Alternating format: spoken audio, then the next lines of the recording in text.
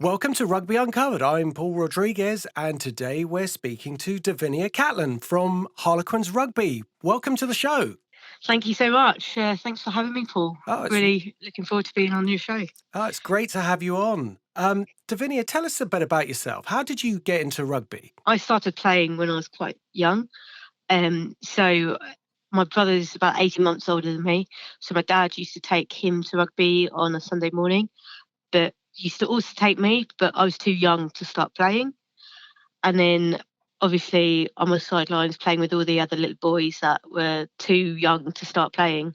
And I got to the right age, and obviously I must have known I was the right age. And I said to my dad on the way home in the car, "Oh, can I play?" And my dad was a bit, "Oh, girls don't play rugby," sort of thought, "What if she gets hurt?" And then he came home and he had a chat with my mum, and my mum was like, "Why not? Let her play." Brilliant. And I played ever since then. And he says he said when I got married, he says a little story about me playing against the boys, and they were all they were great lads. But as with many boys, it takes a little bit of time to them to get used to playing with a girl and pass you. And there was a point we were playing against. I think it was just a training session, and there was a kid called JCB, and um, and he was just running like straight through everyone, ball in hand. Apparently, I just absolutely nailed him and got back up, took the ball off him, and ran and scored a try. And from then on, like all the boys passed me. It was like a rite of passage, unfortunately. But yeah, so I've played since then. I actually stopped playing when I was about 12 years old because I couldn't play with the boys. And I didn't really know that women played rugby. I didn't know that was a thing.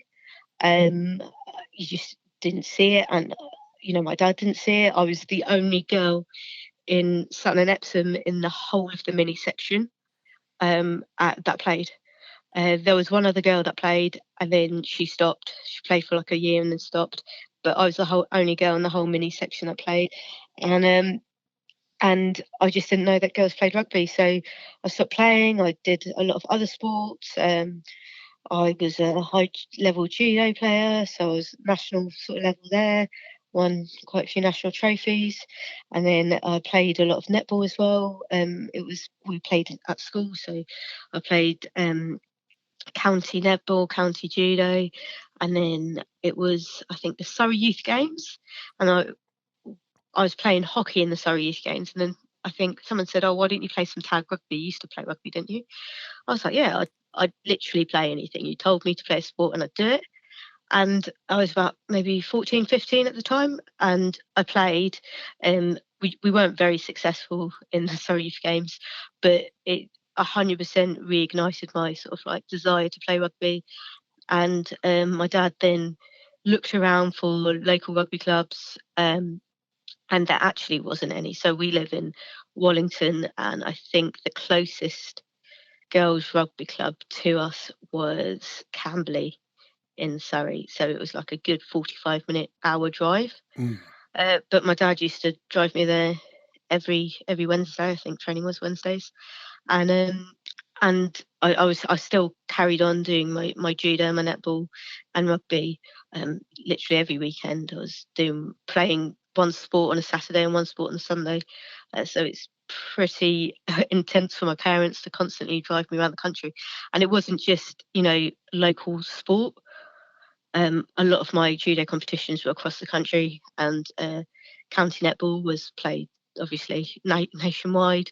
So it was a lot of driving for them. And then I got to about maybe 17, and I was really successful in my first year back at rugby. I got into the England Performance Pathway program, and I loved it. I really loved it. But I couldn't do my GCSEs, and then I went on to my A levels, and I couldn't do all three sports and do my A levels. It was just impossible. So I ended up stop playing county netball. I stopped doing that. I still did school sports, but not at county standard. And then I tried for England under 20s for I don't know 3 unsuccessful years. Oh, really? Yeah, 3 unsuccessful years. And Well, I good on you think it for keep was, going. well, yeah, you've got to, don't you? Yeah, absolutely. I think it was my first year of university, and I actually got, I was going to Bath University to fight, to do judo. It was one of it still is a national sort of like hub for excellence in judo, and their program was incredible. And I went there to fight, and my aim was to fight for Great Britain.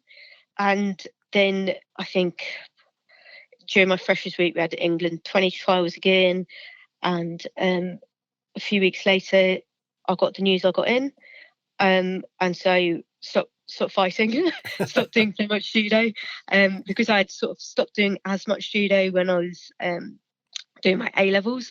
I did a little bit more rugby, a little less judo, and then that sort of like switched round, and then I stopped fighting pretty much altogether and just concentrated on rugby whilst I was at university. So the physicality of judo, do you think that helped you sort of maintain your rugby skills potentially? For sure, I'm quite small. So you look at the likes of Shauna Brown and Abby Scott, they're Mm. big girls. They're big girls. But understanding balance and body weight, and because I learned it when I was quite young, it just translates quite easily. It doesn't matter if people are 20, 30 kilos heavier than me. If you put your body in the right position, you'll win. So yeah, no, for sure, judo's definitely helped. So's netball. You're at Harlequins, one of the top teams in the Premiership, and it must be an amazing feeling to be playing for a team like that. Oh, 100%. I'm a South Londoner. I supported Quins growing up. I used to go watch the games. I remember when we were younger, my brother was playing minis or Colts. He got to play at the Stoop. Oh my gosh, I was so jealous, and I was so jealous and disappointed that I wasn't there. Obviously, things are very difficult at the moment, and you're not able to train in the way that you'd normally be training. But No. if we go back to when you were training, can you describe a week, a normal week for you? Yeah, so it's I run my own business with my husband, so it's pretty intense. It's you got to get to where you got to get to on time all the time. And Uh, that's so both uh, business and your sport, obviously. right, exactly. And so um, at the moment we're juggling. My husband does a bit of coaching on a Monday, Tuesday, Wednesday, and Thursday afternoons. So I can't leave the shop until he comes back. We Is run a that small rugby, shop. by the way, or is it Yeah, something? yeah. So he coaches a bit of rugby. Ah, Yeah, and so we normally start our Tuesday and Thursday sessions at I think it's like 6 o'clock, which is gym first, then pitch training. But I can't get there for 6 because we close the shop at 6, and if James get caught up in traffic, and it's only literally no traffic, 15 minutes from where he coaches to the shop, but uh, it it takes more like half an hour to 40 minutes sometimes. Um, so I train in the mornings before work on a Tuesday, Thursday, and then gym in the evenings as well. I'll do on Monday and Wednesday, and then we go to training on a Tuesday, Thursday night as well. Um, but then on I think a Wednesday morning, I try and do a run before work again.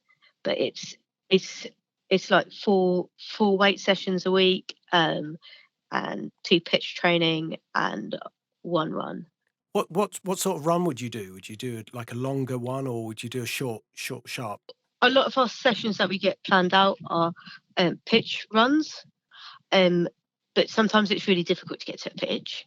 Uh, I'd have to drive like 15, 20 minutes to get to a pitch, and then drive home and then shower and then go to work. So it's not always possible. So we have a little green about 1k from my house. So I run to that, and then I'll do sort of like tree distances. I sort of like know roughly between what tree and what trees so many meters. So I'll do it's basically tempos and mass running timed with rest. But I'm not great with dogs, and a lot of dog walkers like to use that green as well. So Yes. it's honestly, I get palpitations sometimes, Oh, especially really? Oh, when bless. it's a big dog. Yeah. But yeah, that's pretty much my week. But it's waking up, getting there, doing that, going home, showering, going to work, doing my work, and then it's absolutely non-stop. And then some mornings, obviously, I've got to hang out my laundry, Yeah. do the standard life as Yes. You well. got a normal life as well to fit into all of that on top. Exactly. Yeah. Food shop, that sort of stuff. It all takes time, and it all needs to be planned in. Luckily, sometimes I'll get in an hour late, and James will hold the fort for an hour, and I still have to do what I need to do before the end of the day. Yeah. So it all sort of like evens up. We don't really take lunch breaks because we don't really have the time. So it's when I used to work for other people, although that is also difficult planning in your work and your training, it's a lot easier for sure. Yeah. A lot easier, because you have your hour lunch break. That's mandatory. You get to have it, so you can go to the gym. You can do your run in. What I used to do, it was in my lunch break. I used to do it. But when it's like constant, someone constantly has to be in the shop doing something. It does take a bit of planning and a bit of timekeeping to get used to it all. So how have you adapted to not being able to train with your colleagues? What training do you do? I love training, so I love going on pitch with the girls and playing rugby. That's why I still play. That's why I think I'll always play. I absolutely love the whole aspect of running around, having a laugh with your friends. Yeah. And it really helps a lot of things, but it helps to balance out the fact that my job is so full on. So I think James and I have both missed like doing that. But we have like tryout zones at our shop. So we basically, when we saw different countries were getting locked down, we brought all our weights plates home and brought all the sort of like matting home, so we can do some home workouts in the garden, which is it's keeping us ticking over, and do some runs around the local green and things like that. So although we're not pitch training, I'm doing that. So it's keeping us sane. Karen Finlay, Harlequins co-head coach, has an amazing combination of authority and yet caring in her personality. That really comes across. I've watched some of your training online, and it's like if she says to do something, I could imagine myself doing it. Basically, you do it, and you don't ask questions. Exactly. You do it right the first time. Indeed. So James doesn't put on a Scottish accent to get you to train. He's Welsh. I think it's probably the time we have the most arguments is when we train. Really? We work together and we live together. But he's like a form Nazi. Like form honestly, Nazi. He will be like, "Oh, you should have done it this way. Oh, you should do this. Or why aren't you doing that?" And it does get incredibly frustrating. But it just I ignore him sometimes, but I try to just do it, but make sure he doesn't know that I'm doing what he tells me to do. Yes. Keep the upper hand at some point. When you were going through the period where you weren't accepted, and you obviously had to keep a positive mental attitude, which is, I guess, something you've learned early on in your sporting career. Was there anybody, obviously your father was involved, but was there anyone who you looked up to that helped you through that? Do you have any heroes in the sport? When I was at that sort of age, I was playing at Premiership Rugby with Wasps. So although I hadn't made it to England standard, I was still getting picked for Wasps first team when I was 18 at hooker, and so that was brilliant. And the girls at Wasps were fantastic to me. I learned so much. They were just really good to me. So that helped. Yeah, Brilliant. So there was, Shelley Ray, Helen Harding, girls like that just explain things to you. Jo McGilchrist, Natalie Binstead, they were all exceptional rugby players, and they're all sort of like, you can learn something different from each one of them. So yeah, and I'd been training with Ross for about a season before I started playing, because I don't know what the rules are now, but then I could train with them, but I couldn't play in the front row until I was 18, but I could do everything else at 17. So I had moved then. Selena Rudge was a massive inspiration to me. She was great. So yeah, there was a lot of, I'd say old girls that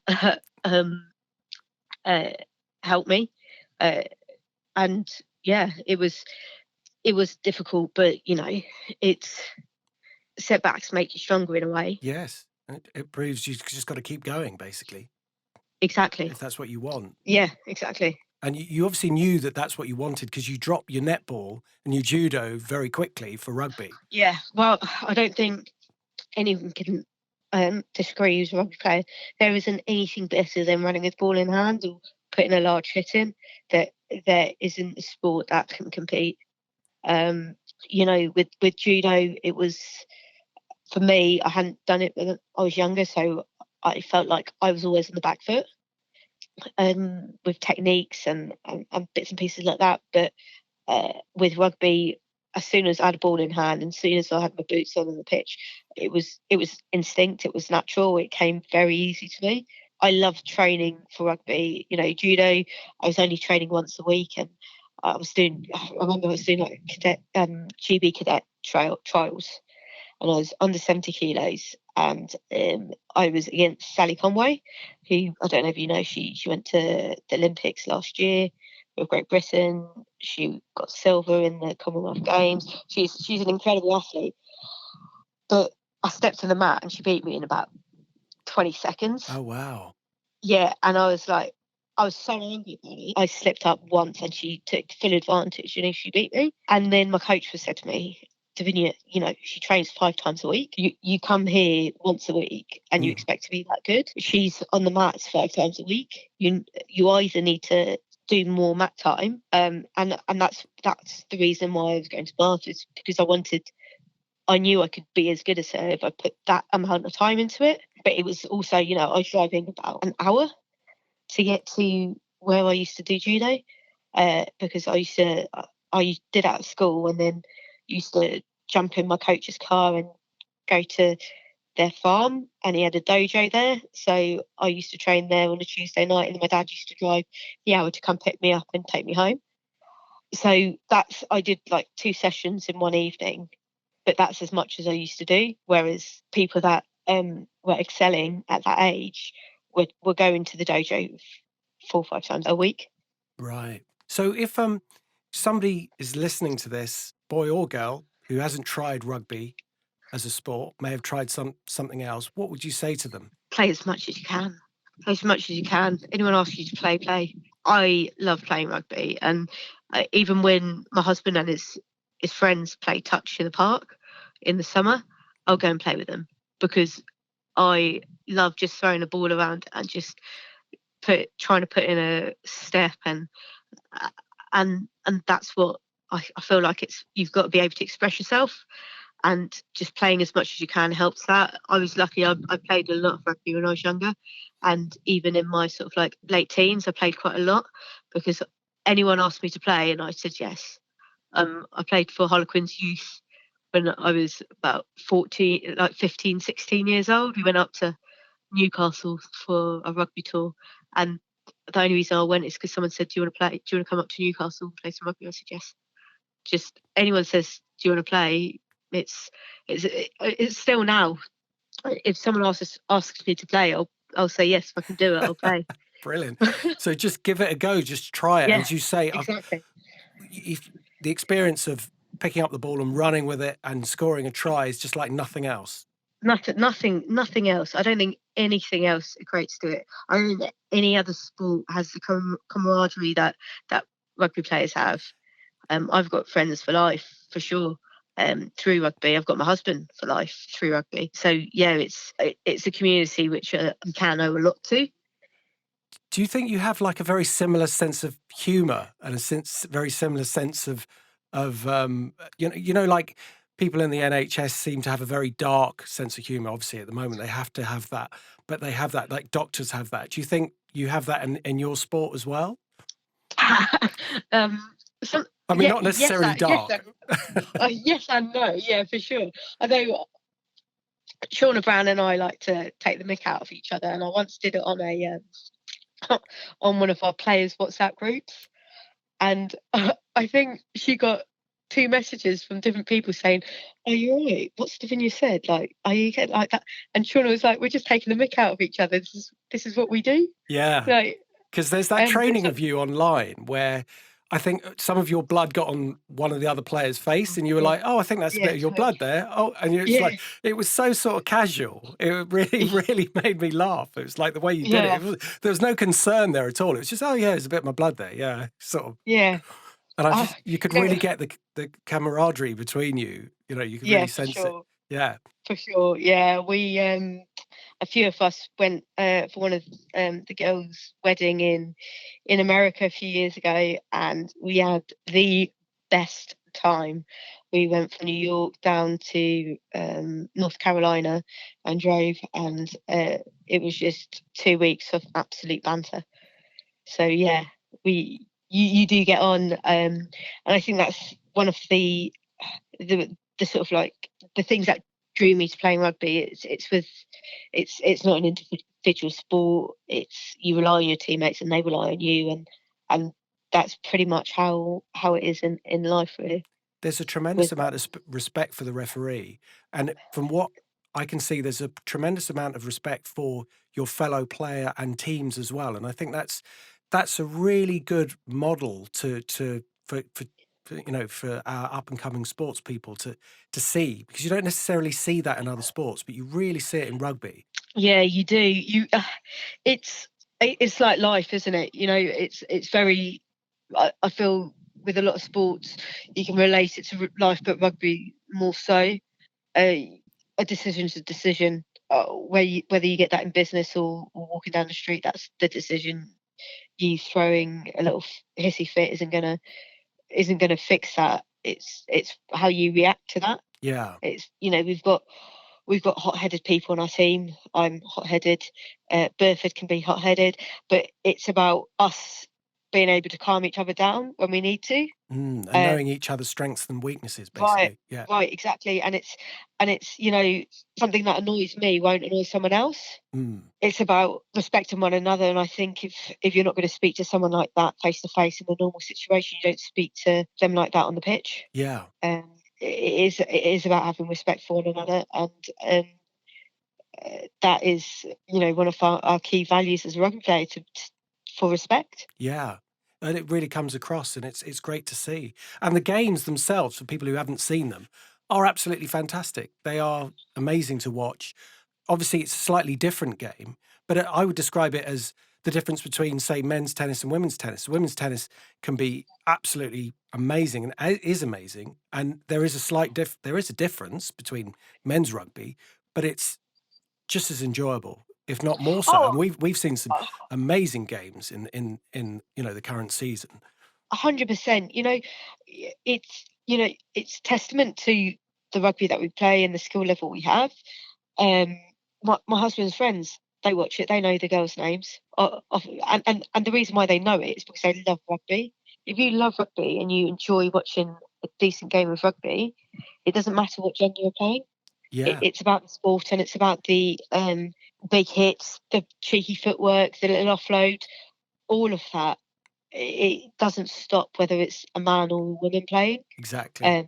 And they really appreciate it. I could go to the pub with James and his friends, and they would know who I'm talking about if I said certain people's names. So it's just getting that out there to Yes, people to watch, and exactly. that's all it is. It's just exposure. The more exposure we get, the more fans we're going to get.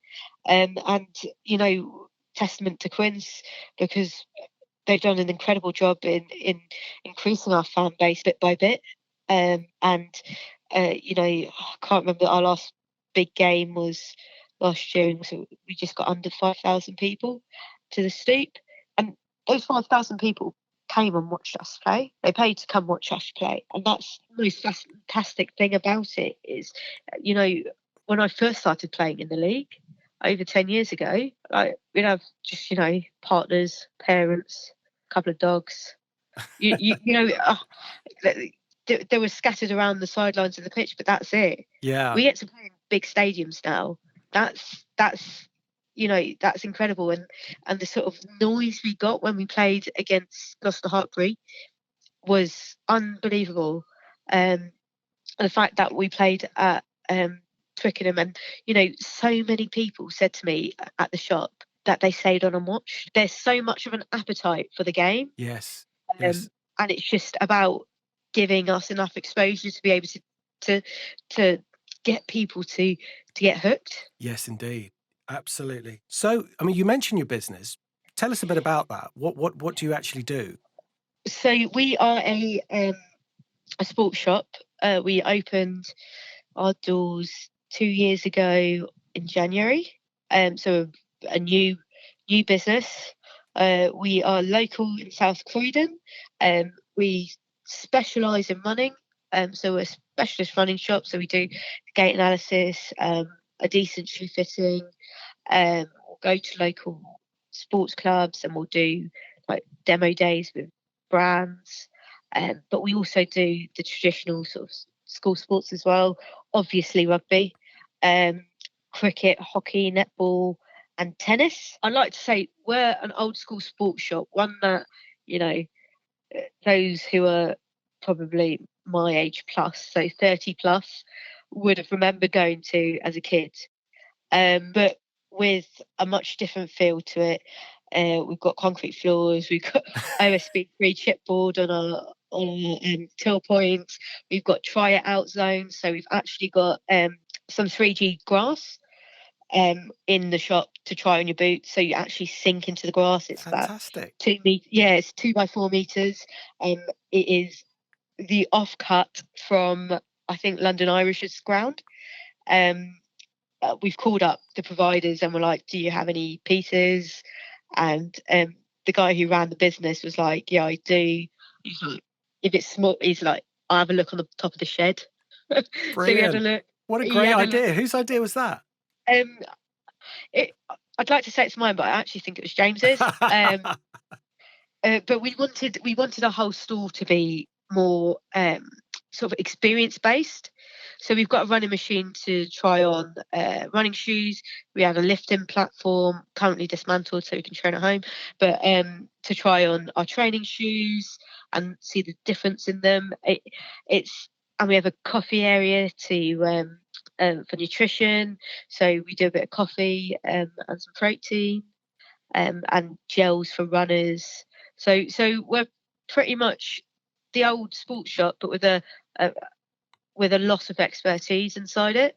Are you doing any online orders at the moment? What is your website? What is your web address? Thewinningmargin.uk. Thewinningmargin.uk. Yeah, we are doing a lot of home deliveries to our locals who place an order with us. We do a fair amount on our website. We have started to do a virtual shoe fitting. Oh, really? So we do a virtual gait analysis. How do you do that? So we basically get you to film yourself squatting and doing a little short run back and forth to the camera so we can see your ankles and your feet without any shoes on. You can have socks on.